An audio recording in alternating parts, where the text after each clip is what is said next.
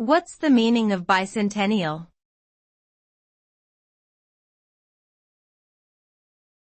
Bicentennial.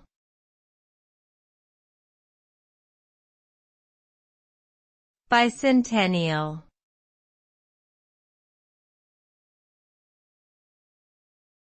Bicentennial.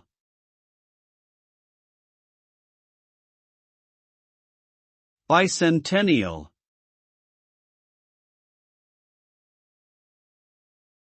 Bicentennial refers to a period of 200 years, typically used in the context of a significant anniversary or celebration. The term is derived from the Latin words bi, meaning two, and centennial, meaning 100th anniversary. The bicentennial anniversary is an important milestone for institutions, events, and countries, as it marks a significant period of time that has passed since their founding or key historical event.